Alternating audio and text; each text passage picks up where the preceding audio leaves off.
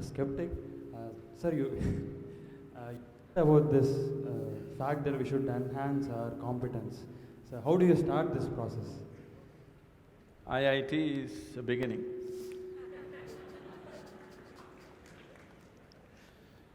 So, what are you skeptical about? You don't believe competence will work in this world, is it? Corruption is also a certain kind of competence, anyway. That was supposed to be a joke. Huh? That was supposed to be a joke. Okay, that's supposed to be a joke. So, now, how do I enhance my competence? See, let's say you want to run on the field, let's say you want to run a race, you want to run 100 meters. It is not running that you have to work on right now, you have to work on your legs and lungs and muscle and everything, isn't it so? So, if you want to become a great engineer, yes, definitely an institute like this is crucial on one level. But any number of people might have come here and gone, not all of them became great engineers. Though they might have produced hundreds of great engineers, still not all of them will become, simply because of their own individual attitudes and competence and whatever else, isn't it? So, whatever the institute can do for you, it is doing. One foremost thing that you need to do is to enhance your own physical and mental capabilities. Because if you want to be a good engineer, you need a working brain. Just having a degree of engineering may be a passport to a job, but it is not a passport to success, isn't it? So to have a working brain, which the engineering degree will not freeze. Usually lots of degrees, when people acquire degrees, they freeze their brains. They think they can… now they've finished using it and now they can rest it for the rest of their lives.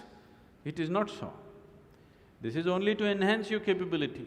This is just an organized effort. A school, a college, an institute is just an organized effort towards that, because each individual cannot craft it for himself. That is why an institution. Otherwise, an institution has no other purpose. It is here to just organize that possibility of you striving to be of a certain competence. But that is a mass application.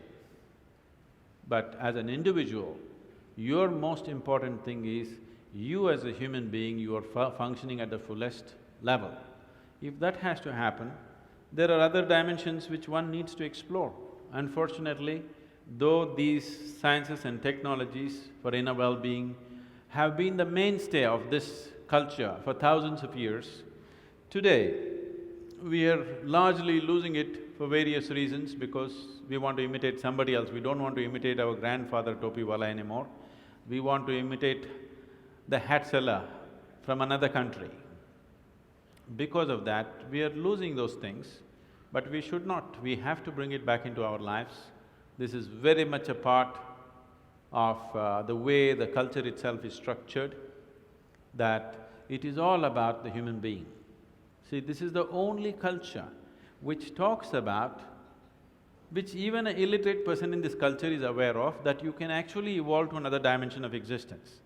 Even if I go into a village and talk to an illiterate peasant who has not read anything, who doesn't know anything, who's not heard any of this stuff, even to him if I go, he will not ask me, give me a golden horse or something, he'll say, "Enakku mukti venum Swami."